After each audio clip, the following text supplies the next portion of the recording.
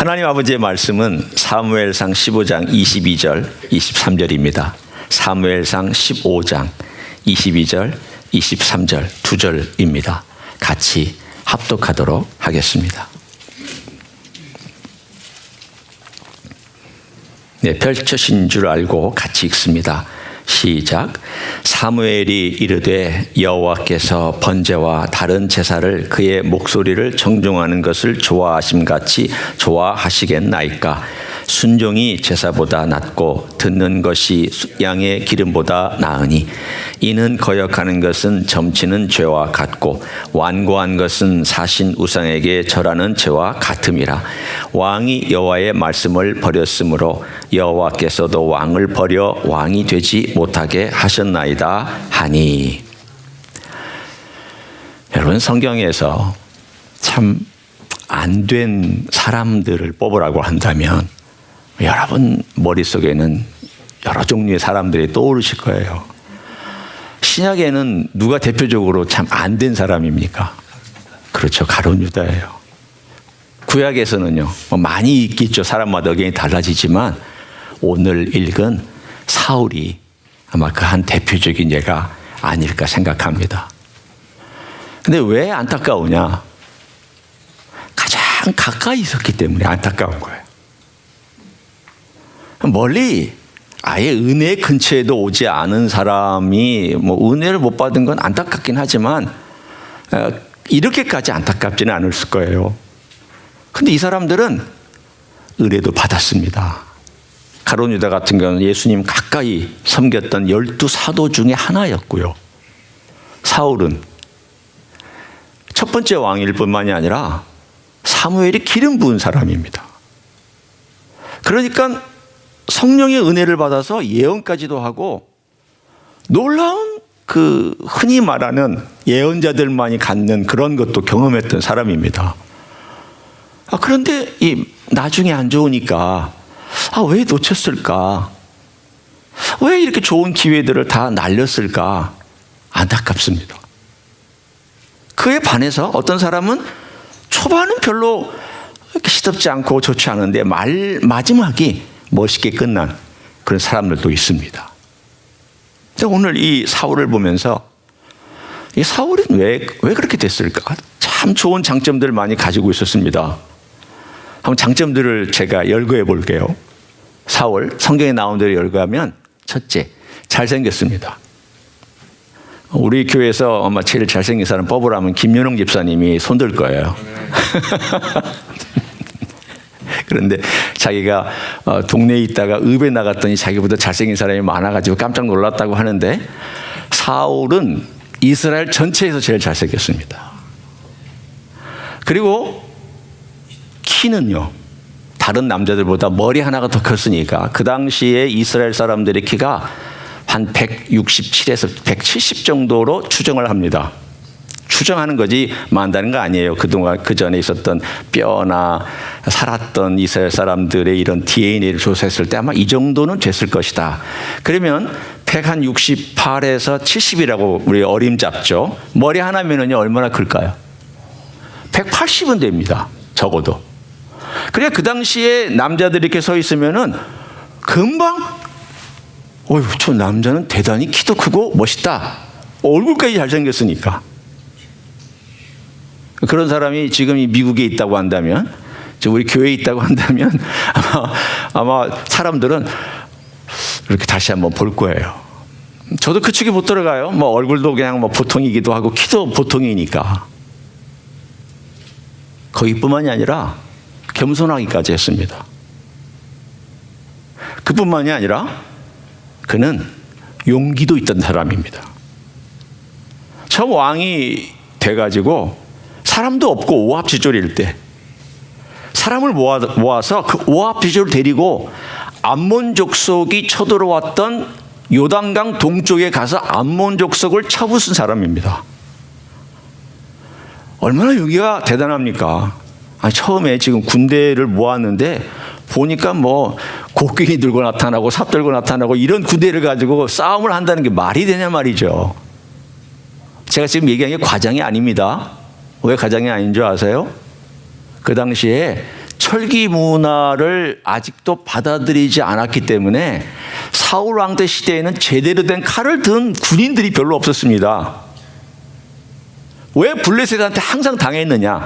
블레셋은 최첨단 무기 철기 문명을 가지고 있었고, 이스라엘은 여전히 청동기 문명을 가지고 있었기 때문에 싸움이 안 됐던 거예요. 그러니까 날 얻어 터지고 힘들고 그리고 빼앗기고 그랬던 거죠. 그 암몬 족속이 쳐들어왔을 때 제대로 된 무기를 가진 사람이 없이 제가 얘기한 것처럼 그냥 자기 농기구 들고 나오고 청동검 들고 나오고 이런 싸움을 싸우는 가운데 그들을 데리고 가서 암몬 족속을 물리쳤다. 여러분, 이건 그냥 읽으면서 아, 그랬구나 이렇게 읽으시면 안 됩니다. 대단한 일입니다. 대단한 일입니다. 정말 멋진 일이고, 야, 리더로서 이런 멋진 강점들을 가지고 있었구나. 여러분, 사울이 단점만 있는 게 아닙니다. 강점 많았습니다. 리더십 있습니다. 12지파 다 연합시켰습니다. 연합시키는 게 얼마나 어려운지 아시죠? 다윗 왕도 연합 못 시켰습니다. 다윗 왕도 늘 10지파가 시끌시끌을 해가지고 나중에 반란도 일으키고, 심지어는 솔로몬 때 10지파 떨어져 나가지 않았습니까? 그 씨앗이 어디 있느냐? 사실은 다윗 왕조 안에부터 처음부터 사실은 있었습니다. 근데 사울은요, 그거 다 끌어모아서 사실은 통일 왕국을 건설했던 리더십이 있던 사람입니다. 용기, 리더십, 거기에다가 잘생겼고요, 키도 크고요, 사람들을 끌어모으는 매력이 있었고요. 자, 여러분 같으면 대통령으로 선출할 때 누구 선출하겠습니까? 이 사울 선출하죠.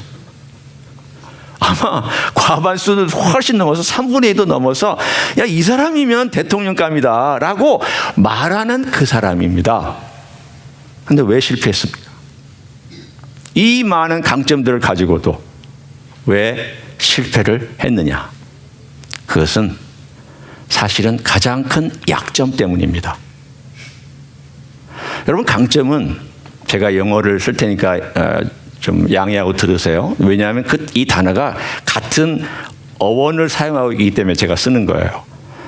그러니까 쓸모가 많다 혹은 유용하다라는 단어를 쓸 때는 useful, U-S-E-F-U-L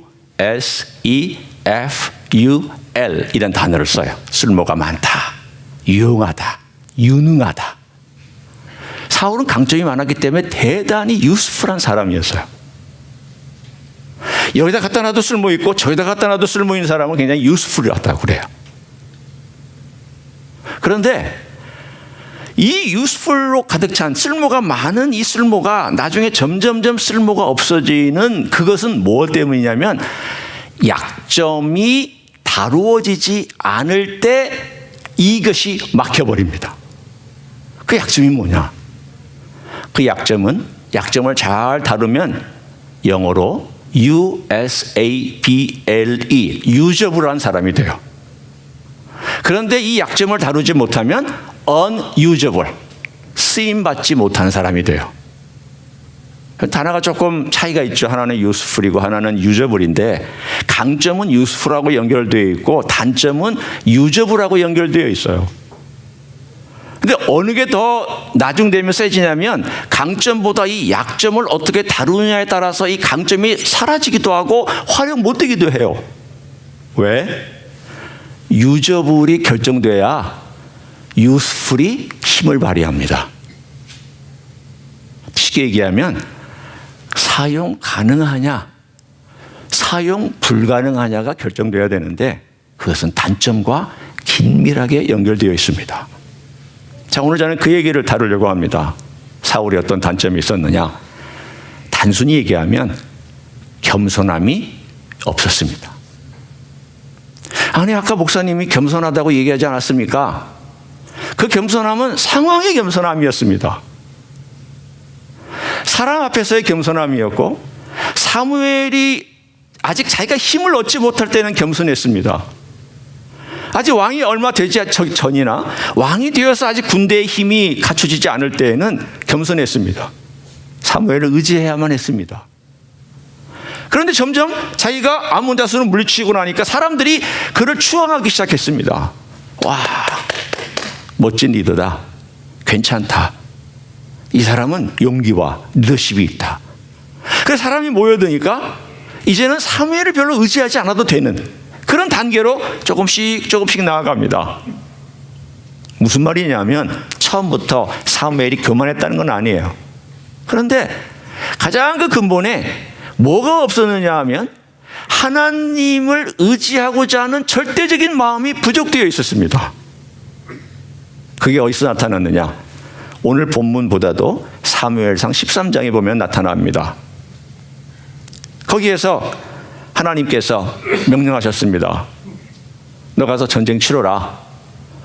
그래서 전쟁을 치를 그 즈음에 또한 하나님이 사무엘을 통해서 말씀하신 게 일주일 기다려라. 사무엘이 내가 와서 제사를 드리고 하나님의 영광을 받으시고 제사를 받으신 다음 너희를 도와주실 것이다. 그래서 기다렸습니다. 그런데 일주일 끝까지 해도 사무엘이 나타나지 않았습니다.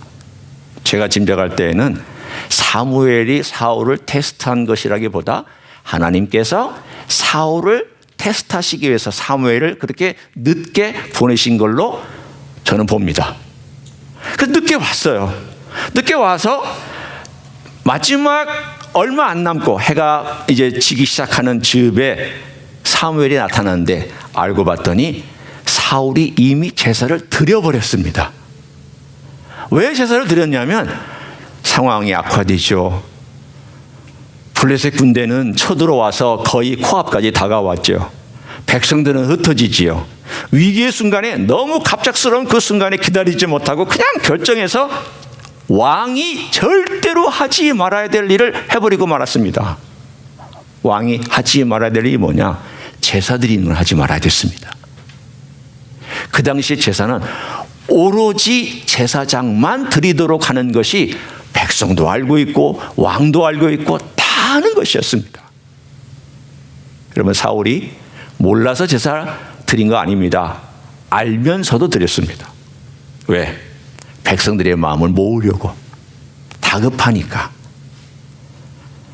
결국 거기에 뭐가 나타났느냐 하면 사울은 위기의 순간에는 자기 마음대로 하는구나라는 것이 드러났습니다. 여러분 그게 뭐냐면 겸손은 다른 게 아닙니다. 겸손이란 위기의 순간에 하나님의 뜻을 앞세우느냐 내 뜻을 앞세우느냐에 따라서 겸손을 볼 수 있습니다. 늘 매사 부드러운 것 아니라고 제가 말씀드렸잖아요. 고개를 숙이는 것 겸손하고 관련될 수도 있고 아닐 수도 있습니다. 참 겸손은 위기의 순간에 하나님께 자기 자신을 굴복시키느냐가 진짜 겸손입니다. 근데 사울에게 그게 없었습니다. 평상시에는 그 부분에 대해서 나타나지 않았는데 위기의 순간에 탁 하고 드러났습니다. 그래서 하나님께서 너 이거 망령 때 행하였다. 그런데 그 망령 때 행하였던 이 사울이 하나님께 그러면 그 기회를 놓쳤느냐? 하나님 기회 계속 주시죠. 주셨어요. 그런 야단을 맞았더라면 어떻게 했어야 됐을까요? 여러분 같으면 사무엘이 나타나서 너 정말 당신 망령 때 행하였다. 당신 잘못했다. 그렇다면 아마 이렇게 대답하는 게 우리의 바른 자세일 겁니다. 제가 정말 잘못했습니다. 제가 하지 말아야 될 일을 망령 때 행하였습니다. 이건 저의 실책입니다. 실수입니다. 용서해 주십시오. 어떻게 제가 용서를 받을 수 있을까요? 여러분 성경에 보면 가정법입니다. 하나님께서 마음을 돌이키셨다라는 표현들이 가끔 나옵니다. 여러분 읽어보시죠. 성경에 읽다 보면 하나님께서 니느웨에 대해서 40일 후에 심판을 내리기로 작정한 것을 돌이키셨더라. 내리지 아니하셨더라. 봅니다.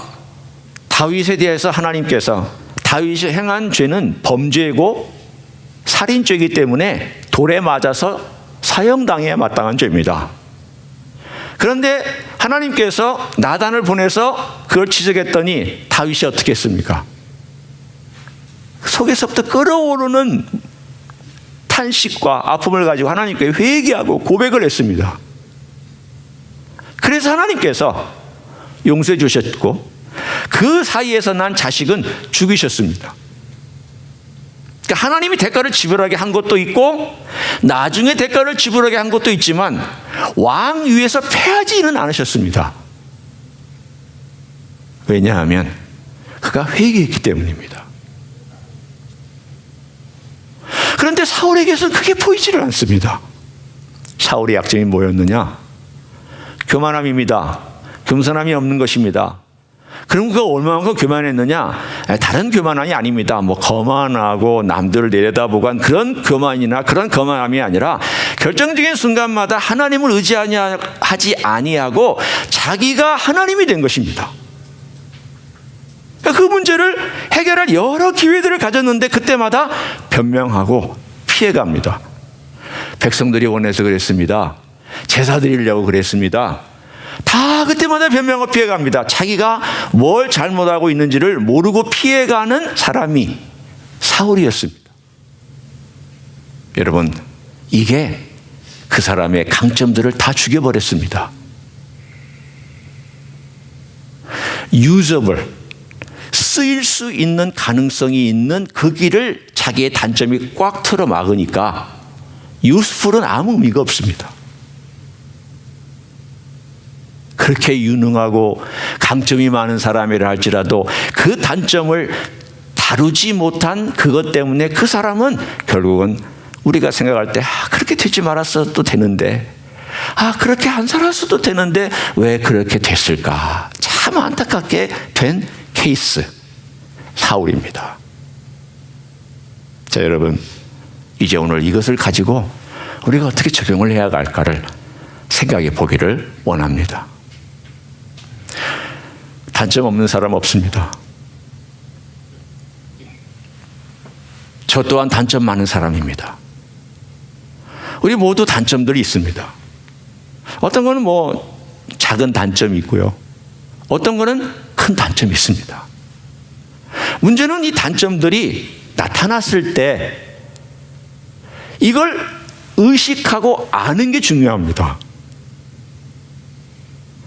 다윗도 자기가 뭘 잘못했는지 모르고 다 덮었습니다. 의식적으로 덮을 수도 있고요. 왕이기 때문에 그럴 수 있다라고 합리화도 했을 것입니다. 저희 두 가지가 다 있다고 생각합니다. 다윗 같은 경우에 합리화도 했고 그 당시에 왕은 절대 권력을 가지고 있었기 때문에 합리화할 수 있는 그런 것들이 있었습니다. 동시에 그는 하나님의 율법을 알고 있었기 때문에 뭔가 깨림칙한 것도 알고 있었습니다. 그런데 적어도 1년 동안이나 그 아기가 거의 태어나기 직전까지 1년 동안이나 그 죄를 숨기고 있었다는 것은 꽉꽉 누르고 있었다는 뜻입니다. 여러분, 다윗이 금방 회개 안 했습니다. 나단이 금방 찾아와서 잘못을 지적하지 않았습니다. 하나님께서 1년 동안 가만히 지켜보기만 했습니다. 너 회개하나 한번 보자. 너 정말 회개할 거냐? 안 했습니다. 5개월 지나도 안 했습니다. 그 둘 사이에서 아기가 태어나기 얼마 직전에 하나님이 보다 못해서 최후의 수단으로 나단을 보냈습니다. 그러나서 그 이야기를 듣고 나자 자기가 얼마나 죄인인지에 대하여 철저히 깨닫고 울며 불며 하나님께 통회합니다. 자기의 단점을 인정하지 않든지 몰랐던 다윗. 얼마나 창피합니까? 저 같으면 만일 선지자가 와서 그런 죄를 지적하면 창피해서 오히려 변명하거나 덮어버리거나 심지어는 다른 왕들의 케이스를 보면 선지자를 핍박하거나 죽입니다. 여러분, 열왕기 상하를 쭉 읽어보십시오. 선지자들이 얼마나 핍박을 받았습니까? 왜 핍박받은 줄 아십니까? 세례요한이 왜 목이 잘리신지 아십니까? 왕의 잘못 지적하다가 그렇게 됐잖아요. 그러니까 왕의 잘못을 지적하다가는 목이 잘릴 수 있는 위험이 얼마나 많습니까? 나단 목숨 걸었습니다. 다윗이 항상 나단의 말을 잘 들었기 때문에 다윗은 원래 그렇지 않은 사람이기 때문에 그런 거 아닌가요? 저는 그렇게 생각하지 않습니다. 나단은 하나님께 기도하고 하나님께 정말 묵상하고, 하나님, 제가 이 다윗의 잘못을 지적해야 되는데 어떻게 지적을 해야 될까요? 하나님이 지혜를 주셨습니다. 너 예화를 들어라. 그래서 예화를 들잖아요. 양을 뺏어간 사람이 있는데 이렇게 해서 이런 예화를 들었고, 그랬더니 다윗이 화가 나가지고 그런 놈은 죽여야 된다라고 그렇게 얘기하자 당신이 그 사람입니다. 그렇게 얘기한 상황 속에서도 자기 목숨을 걸었던 겁니다. 나단은. 그런데 그래도 하나님과의 관계를 가지고 있었던 다윗이 자기의 단점을 인정하고 죄를 인정하고 그 앞에 털퍼덕하고 엎드려서 울을 수 있는 그것. 만일 다윗이 회개하지 않았더라면 다윗 왕조도 날아갑니다. 제가 언젠가 말씀드렸잖아요. 컨텐전시. 하나님이 하신 일은 어떤 것은 절대적으로 이루어진 일도 있지만 어떤 것들은 컨텐전시가 있다고 말씀드렸습니다. 우리가 하나님이 어떤 것이 절대적이고 어떤 것이 컨텐전시인지 우리는 참 판가름하기 참 어렵습니다. 그러나 어떤 것은 그거에 의해서 움직이실 때도 있습니다. 오늘 우리의 삶 가운데서 그럼 우리가 어떻게 해야 됩니까? 목사님, 저도 같은 숙제를 늘 안고 살아갑니다. 저에게 있는 연약한 점, 단점, 이걸 어떻게 해야 될까? 첫째는 하나님 아버지 앞에 이거 보게 해달라고 기도하셔야 돼요. 하나님, 보게 해주세요. 두 번째는 본 다음에 그걸 가지고 씨름하는 시간이 필요합니다. 시간이 오래 걸릴 수 있어요. 세 번째는 그런 과정을 통해서 그것을 씨름하고 주님의 은혜를 구합니다. 가만히 보면 성경에 주님의 은혜가 언제 강력하게 역사했는지를 가만히 살펴보면 그 약할 때, 단점이 드러났을 때, 힘들 때 주님 은혜가 강력하게 드러났습니다. 제 또 다른 예를 들어볼게요. 사도 바울이 있었습니다. 사도 바울은 강력한 장점이 많은 사람입니다. 똑똑하죠. 훈련 많이 받았죠. 성경 지식이 있죠. 그런데 사도 바울이 가지고 있는 단점이 하나 있었어요. 그게 뭐냐면 칼 같은 거예요. 인간미가 좀 떨어지는 면이 있었어요. 바나바하고 왜 싸웠느냐? 한 사람을 놓고 사도 바울은 칼같이 자른 사람이고 바나바는 그래도 기다려주자.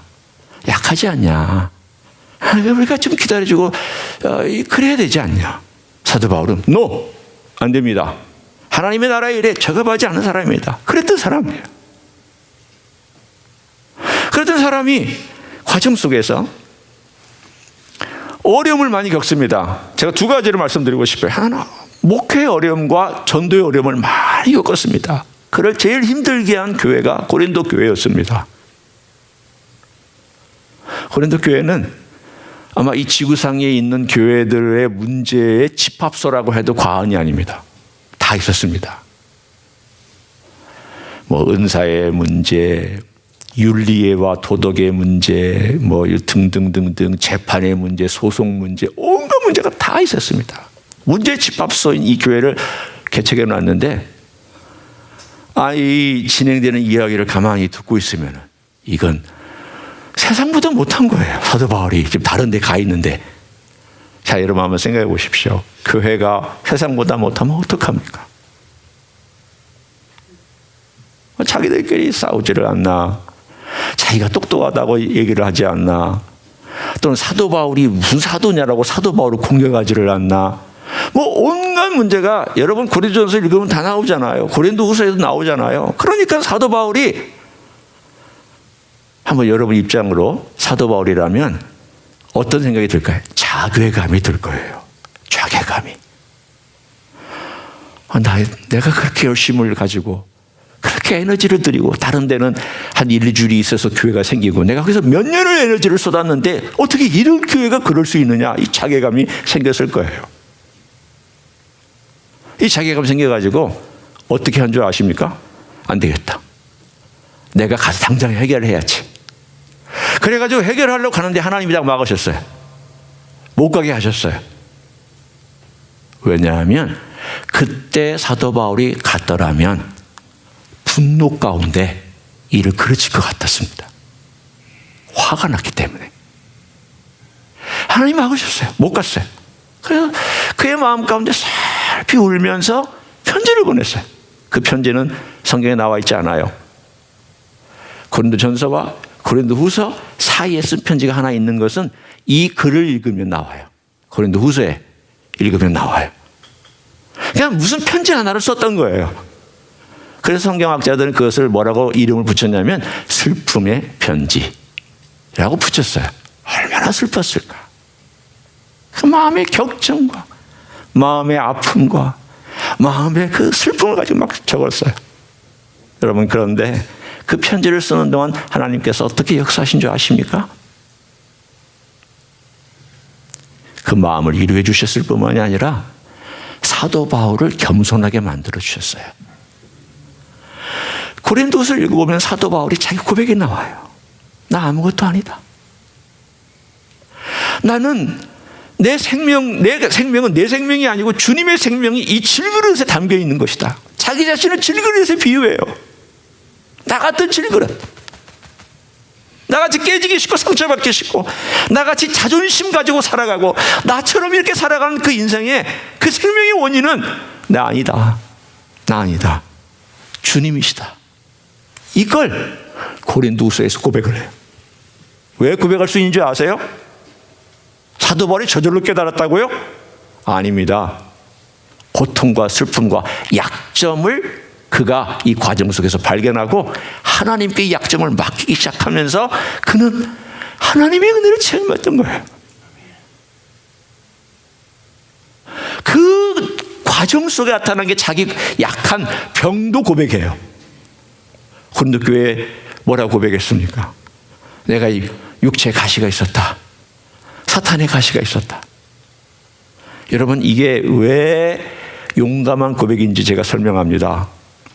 그 사도는 대단한 사도였잖아요. 이렇게 손수건만 놔도 이 손수건 가져가다 아픈 데 놓으면 아픈 것이 나을 정도로 능력이 많은 사람이었어요. 유스풀, 제가 썼던 단어, 유능하고 능력 많고 대단한 사람이었습니다. 그러니까 사도 바울은 모든 것들이 자기가 말하면 다 쑥쑥쑥 될 줄 알았어요.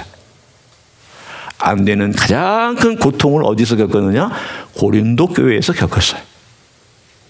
자기 마음대로 안 되는 거예요. 말도 안 들어요. 권위도 인정 안 해요. 당신이 사도야? 이런 사람들 생겨났어요. 아마 제가 그 입장에서 예를 들어 어떤 분이 네가 목사해 그러면 저는 정말 힘들 거예요. 사도 바울이 그런 위기를 당했던 거예요. 그러니까 막 가서 달려가서 따지고 해결하려고 가고 싶어 했죠. 하나님 막으셔서 못 갔습니다. 그래 놨더니 그의 마음속에 자기 약함을 고백하는데 내가 사탄의 가시가 있다. 남들을 고쳐주는 사람이 자기를 못 고쳐? 손수건만 나도 병을 낫게 해주는 사람이 자기 병을 위해서는 기도했는데도 하나님이 안 들어주셔? 그럼 여러분 같으면 논리적으로 어떤 생각이 듭니까? 권위의 문제가 생기잖아요. 사도인데 좀 뭐가 좀 부족한가 보다. 왜 남은 고치는데 자기는 못 고치냐? 예수님하고 했던 말하고 똑같지 않아요? 남은 구원하는데 자기는 못 구원해. 십자가에서 좀 내려와 봐. 왜 남은 구원한다고 하고 남은 병 고친다고 그러는데 왜 너는 스스로 구원 못하고 십자가에서 그렇게 매달려 있는 거야? 네가 메시아 아닌 것 같아. 왜 메시아가 아니냐면 너를 구원 못하고 있잖아. 사도 바울도 그런 말을 충분히 들었을 거예요. 너는 남을 위해서는 멋지게 행하고 너는 남을 위해서는 기적까지 베푸는데 네 병은 왜 못 고치냐? 그게 약점이었어요. 그런데 하나님께서 주신 메시지가 이것입니다. 바울아, 주님께서 말씀하셨습니다. 네가 약해야 강하다. 제가 오늘의 메시지로 바꾸면 이런 말입니다. 네가 약해야 쓰임받는다. 네가 약해야 내 종으로 끝까지 쓰임받는다. 내가 너를 붙들려고 너를 약하게 한 거다. 네가 이걸 받아들이면 너는 끝까지 성공한다. 그래서 사도 바울이 그걸 받아들여요. 받아들인 자세가 어떤 자세였냐면 그것을 기뻐한다고 그랬습니다. 주님, 그렇군요. 제가 약하군요. 그래서 주님 앞에서 주님의 능력이 강하게 나타나는 것이 너무 고맙고 감사해요. 주님, 저 약점 드러낼게요. 그래서 사도 바울이 고린도후서에 보면은 자기 약점들 다 드러냅니다. 제가 다른 말로 이렇게 바꿔 얘기해 볼게요. 고린도후서는 사도 바울의 인간적인 약점을 다 드러낸 편지. 인간적인 어리석음을 다 드러낸 편지. 사도 바울의 인간적인 모습을 보고 싶으면 고린도후서를 읽어보면 사도 바울이 참 고민이 많았겠다, 아팠겠다, 힘들었겠다, 갈등이 많았겠다. 그렇지만 사도 바울도 그런 갈등과 어려움 속에서 그 극복하더라고 기도 많이 했겠다. 그 기도하는 가운데서 하나님이 은혜를 부어주셨고 역사를 경험했다. 그리고 그는 결국 끝까지 승리의 길을 걸어갈 수 있었다. 구약의 사울은 그 과정을 밟지 못해서 실패했고요. 신약의 사울은 그 과정을 밟아서 성공했습니다. 바울의 이름이 원래는 사울인 거 아시죠? 네. 구약의 사울이 실패의 이유는 많은 강점에도 불구하고 그 약점을 잘 해결 못했어요. 신약의 사울은 그 약점을 잘 해결해서 끝까지 쓰임받았습니다. 우리 하나님 아버지 앞에, 은혜 앞에 나 자신을 늘 노출시키고 나아가다 보면 언젠가 주님께서 이런 과정에서 막기도 하고 인도하시기도 하고 주님의 은혜로 덮기도 하고 그때마다 주님 저 못해요. 저는 이런 약점이 있어요. 도와주세요. 주님 이걸 어떻게 극복해야 될까요? 하다 보면 어떤 때는 말씀으로, 어떤 때는 사람을 보내서, 어떤 때는 환경을 통해서, 그리고 어떤 때는 갑자기 내 안에서 어떤 깨달음이나 그런 것들을 통해서 우리를 하나님의 사람으로 빚어 가실 줄 믿습니다. 우리는 질그릇입니다. 생명을 담은 질그릇입니다. 예수의 생명을 담은 질그릇이 나다는 것을 인정하고 그렇게 걸어가시기를 예수님의 이름으로 간절히 축원합니다. 기도하겠습니다.